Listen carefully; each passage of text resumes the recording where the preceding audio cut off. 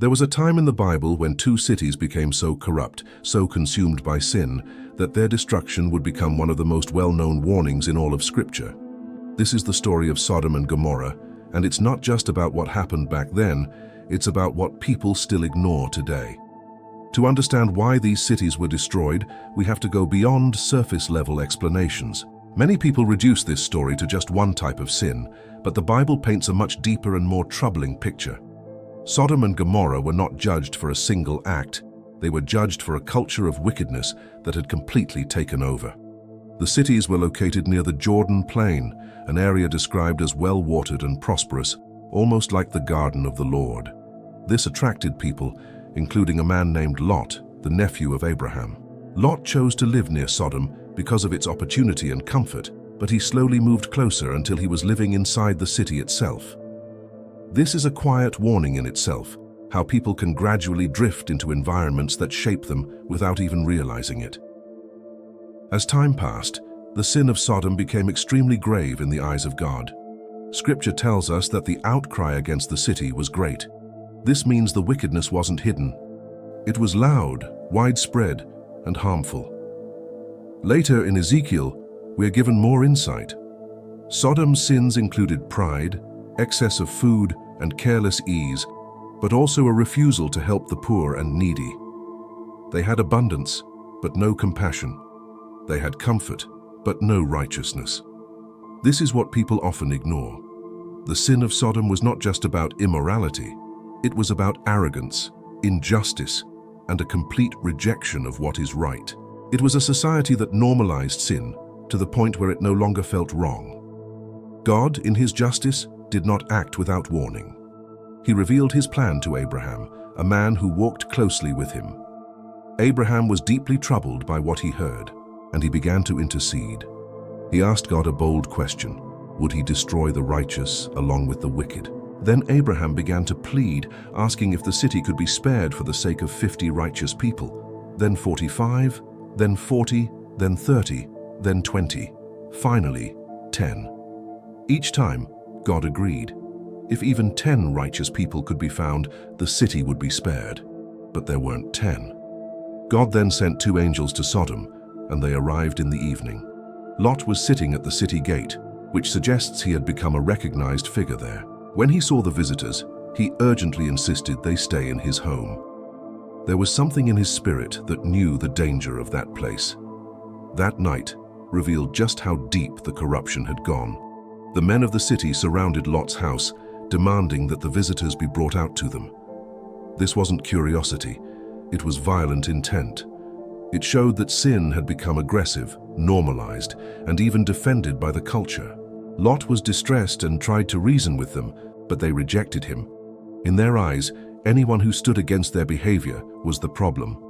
This is another truth people often overlook. When a society embraces sin fully, righteousness is no longer just ignored, it becomes offensive. The situation escalated quickly, and the angels intervened, striking the men with blindness and pulling Lot back inside. Then they delivered a clear message. Judgment was coming, and Lot needed to gather his family and leave immediately. Lot warned his sons-in-law, but they thought he was joking. They couldn't take the warning seriously. This is another pattern we still see today. When people are deeply rooted in a certain way of life, even clear warnings can sound like fiction. As morning approached, the angels urged Lot to hurry. There was no time left. Even then, Lot hesitated. The pull of the city was strong. The life he had built there was hard to leave behind. So the angels physically took hold of him, his wife and his daughters, and led them out. That detail matters. It shows both the mercy of God and how resistant people can be, leaving what is familiar even when it's dangerous. They were given one simple command: do not look back. Then it happened. Fire and brimstone rained down from heaven, and the cities of Sodom and Gomorrah were completely destroyed. The land that once looked like paradise was turned into desolation. Smoke rose from the earth like a furnace. It was sudden, final, and undeniable. But even in escape, there was a warning. Lot's wife looked back. Whether it was longing, regret, or attachment to what she was leaving behind, she turned and looked. and she became a pillar of salt. It was a powerful symbol. You cannot move forward while your heart is still tied to what God is calling you out of. So what does this mean for today? The story of Sodom and Gomorrah is not just about judgment, it's about patterns. It shows what happens when sin becomes normalized, when pride replaces humility, when comfort leads to carelessness, and when people stop recognizing right from wrong. It also exposes the danger of false security. The people in those cities likely felt safe. Life was continuing as usual. There were no signs in their minds that anything was about to change. But judgment came suddenly. Another thing people ignore is the role of influence. Lot didn't start in Sodom, he moved closer over time. This is how compromise often works. It doesn't begin with a major decision, it begins with small steps that slowly shape beliefs, behaviors, and values. And then there's the warning about ignoring truth.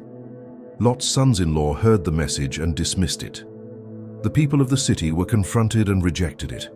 When truth is consistently ignored, the consequences don't disappear, they build. Jesus himself referenced this story in the New Testament.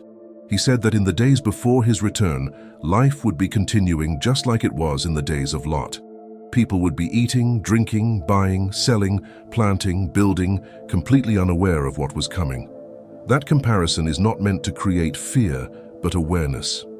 This story is a call to examine what is being accepted, what is being normalized, and what is being ignored. It challenges people to look at their surroundings, their influences, and their own hearts. God's judgment in this story was real, but so was his mercy. He warned, he waited, he listened to Abraham's intercession, and he made a way of escape for Lot. That balance is important. God is not quick to destroy, but he is just, and he does not ignore persistent wickedness. In the end, Sodom and Gomorrah stand as more than ancient cities. They are a reminder, a warning, and a call to choose a different path. Because just like then, people today are still deciding what to follow, what to ignore, and what to believe.